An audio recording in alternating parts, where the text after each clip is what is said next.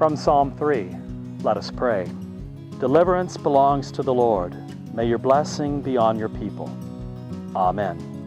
I'm Todd Owsley, Bishop of the Episcopal Diocese of Eastern Michigan, and this is the Biblical Wild, Pioneers in the Christian Wilderness.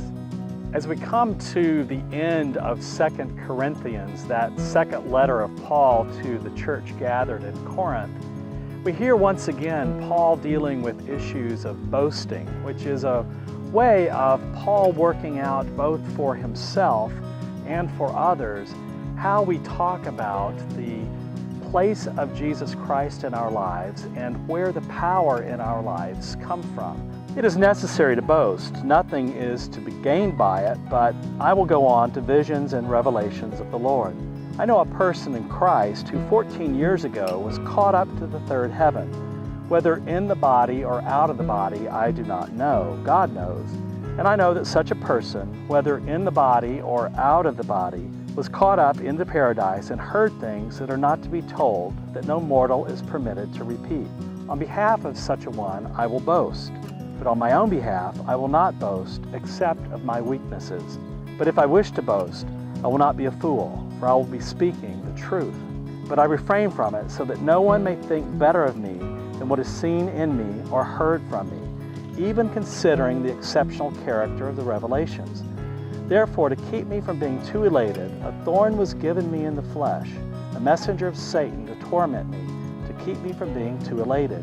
3 times I appealed to the Lord about this, that it would leave me. But he said to me, my grace is sufficient for you, for power is made perfect in weakness.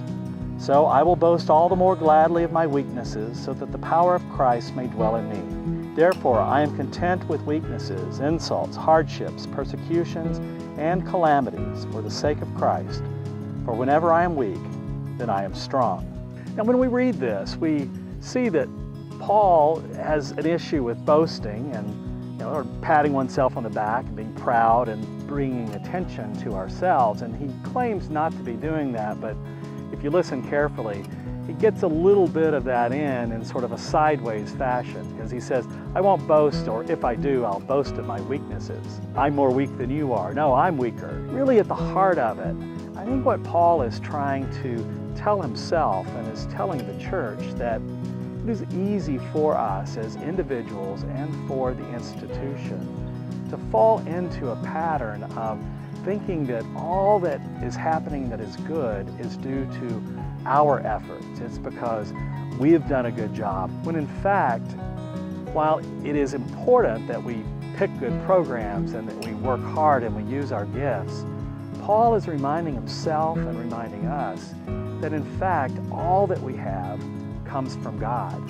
So when we're witnessing, or when we're talking to a friend or a neighbor, or working things out for ourselves, we need to take a long, hard look at the source of the giftedness and the source of the power.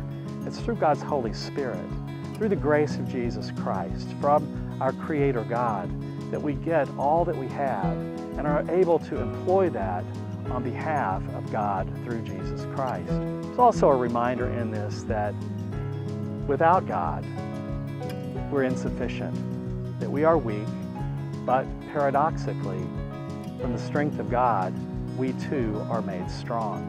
The question to ask yourself this week is to wonder, what boasts can we make about the power of Christ in our lives?